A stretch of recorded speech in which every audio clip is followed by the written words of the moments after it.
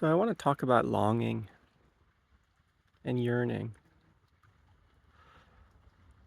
It's the day of having a little celebration for my 40th birthday, and I've been reflecting a lot about longing. We all have it, right? We all have longings, yearnings, and I use that term specifically because it refers to kind of a deeper current and not just the temporary aspirations or kind of desires or cravings, if you will, but longings, yearning. They're two words that feel like they are a fully embodied experience, and they're an experience that connects me to something larger. It's like it's not a local phenomenon only.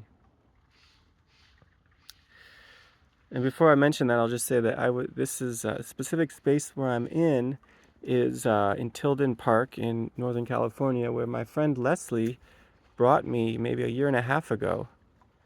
And it was for this ecotherapy practice where we went and found a spot and kind of communed with nature as a way to gain insight and grow and learn. And this is the spot where I came. And I remember, and it's all coming back to me now. I remember at that particular time, I was thinking a lot about death and about getting older. I was 38 at the time. And I was feeling like all the people around me are going to die. All the people I love are going to die. And this sort of constant feeling of like death, death, death, death, and then I'm gonna die, and I'm getting older, and what is this all for? What am I here to do, right? And so I came to this tree. Let's see if I can turn this around. Maybe not. I guess I can't. I came to this tree, which is a big redwood tree, and the answer I got was basically continue to deepen your roots, because I see these roots. See these root systems? And spread those roots deep and far and wide. Connect to the deepest source that you know and get that nourishment. And from there, continue to grow. And from there, provide space and an environment where others near you can grow. And so I looked at, the way that this tree is, it's so big. And it's in a certain way providing the ecosystem with the capacity for other plants to grow. And so what's this have to do with yearning? Well, there's something about at 40 for sure, where I'm yearning to contribute the most significantly to this world as I can.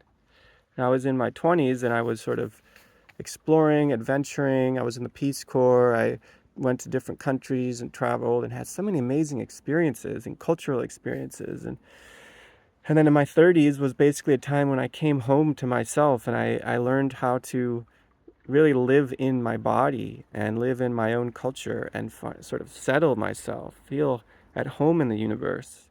And in my 40s, I feel this yearning to contribute from that place of being at home in the universe. And so yearnings, we all have yearnings, and the yearnings we don't want to dismiss because they're all connected. There's only one yearning ultimately.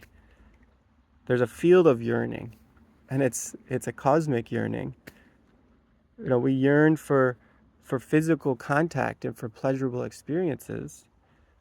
That's part of our yearning, and the kind of pleasurable experiences that actually satiate us and fill us and create genuine aliveness are the yearnings for physical pleasure that we truly want.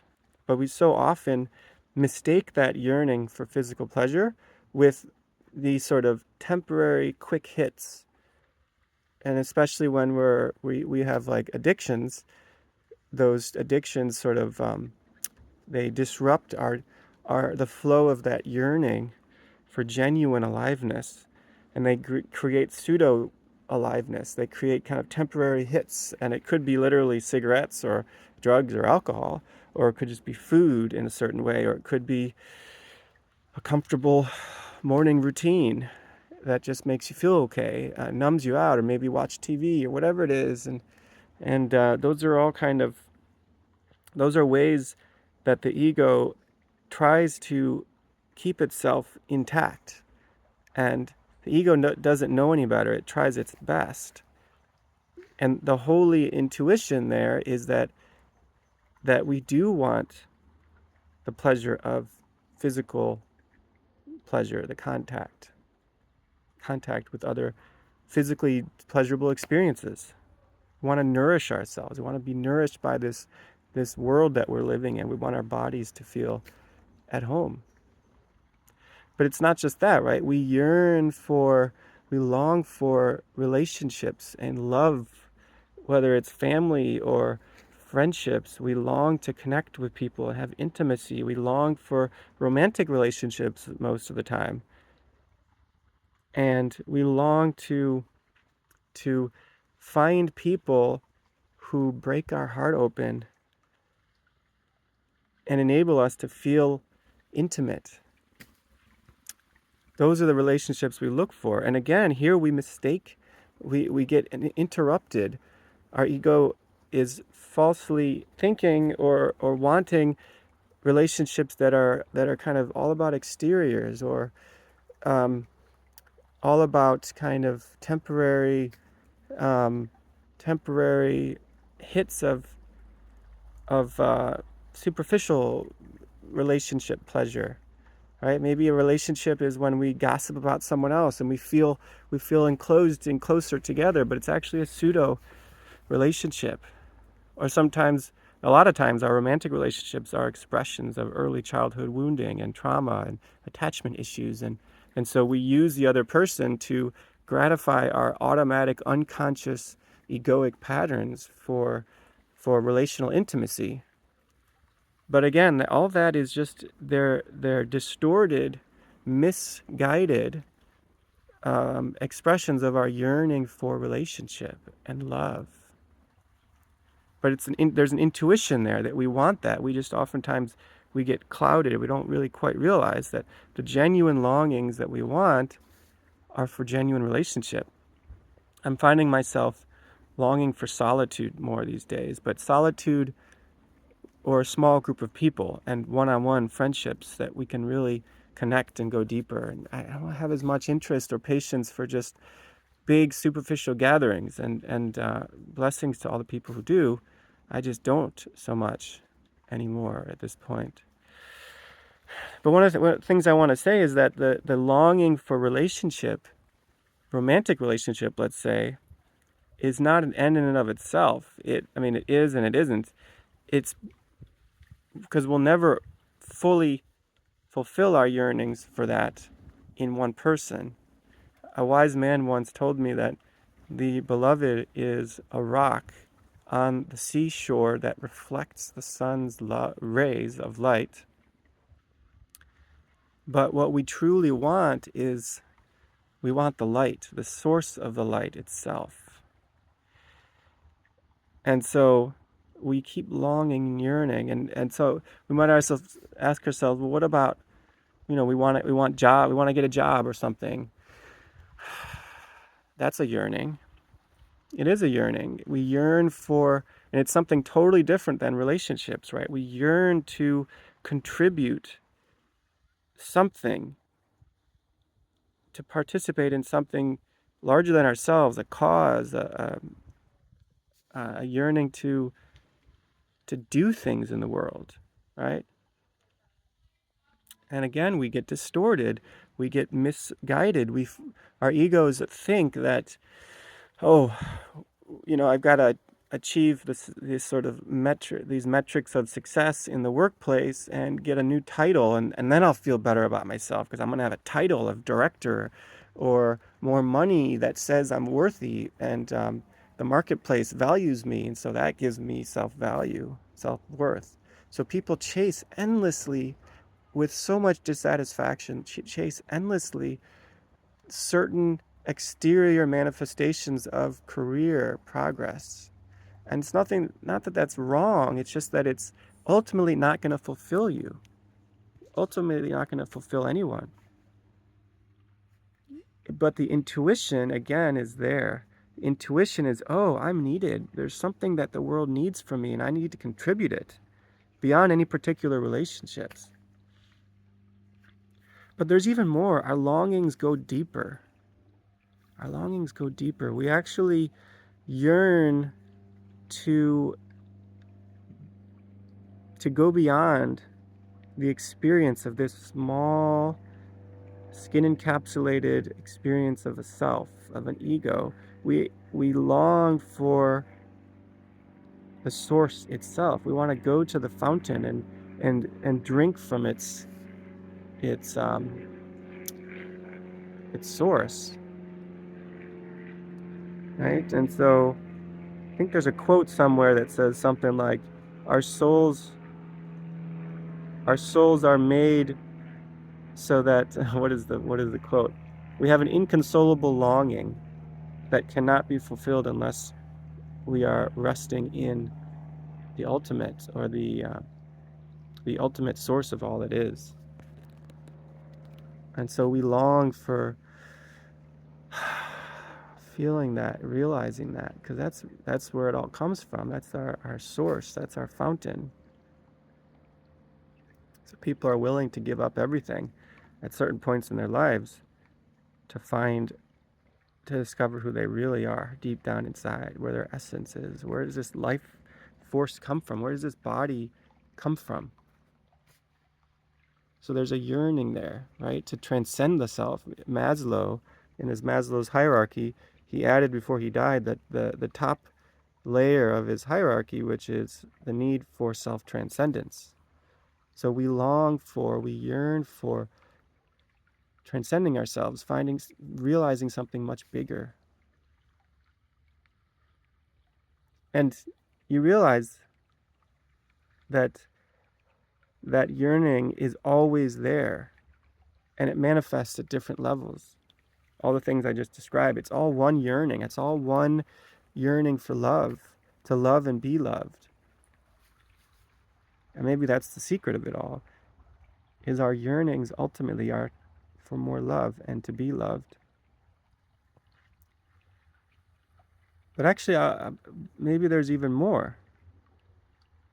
Because what I'm feeling is not, right now, these days, I have this reawakened yearning to go into the center of reality and to kind of move into a contemplative path to discover who I truly am, to realize that more fully, kind of have it as a lived experience more often. But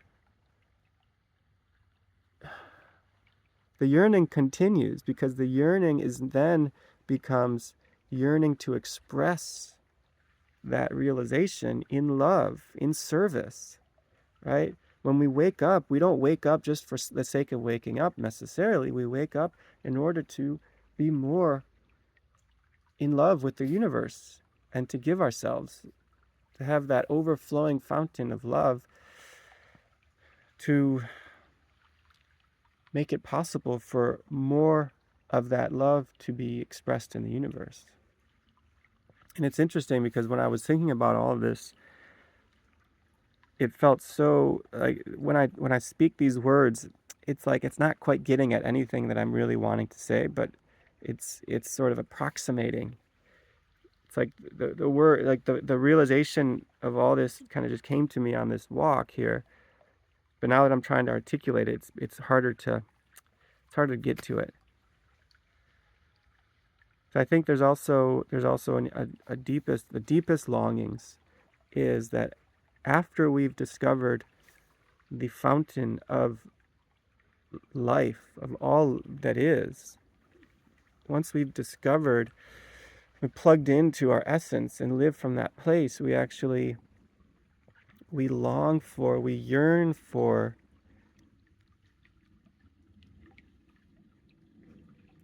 playing our part, participating in the whole of reality, WHOLE, the whole of reality and its evolution,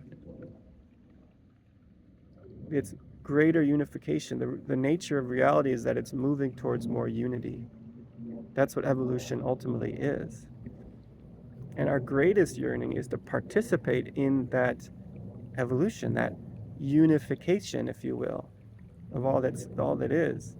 Because what that does is that plugs us in to the totality of the universe, the essence of who we are. And it is like a bodhisattva quality in Buddhism in terms of like making sure that my next action cascades into more enlightenment and more awakening, more love, more goodness, more truth in the world.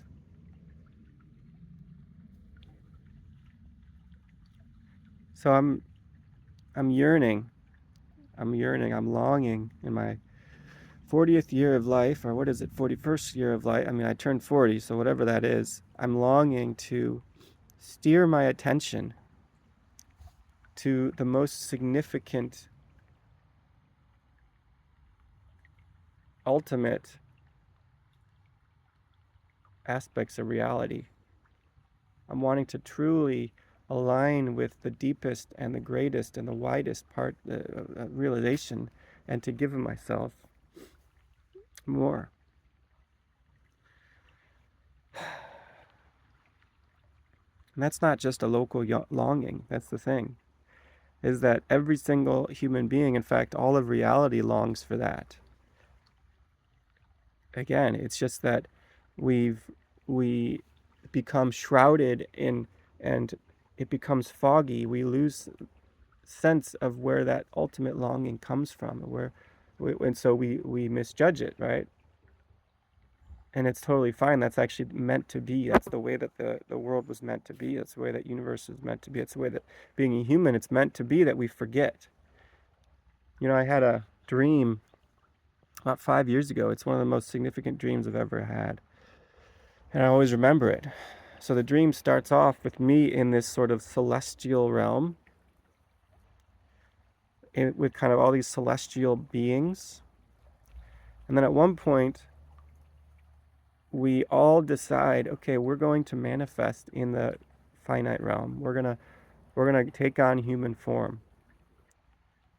But before we do that, we all came together and said, whatever we do, don't forget who you are. Don't forget where you come from. And that realization, that injunction, that instruction, it often fills me up with tears, because of course we forget. We all forget. And the journey of a lifetime is slowly remembering. You know, every moment's a prayer to remember who we really are, and a prayer to live from that place. Because we always forget, and we'll forget again.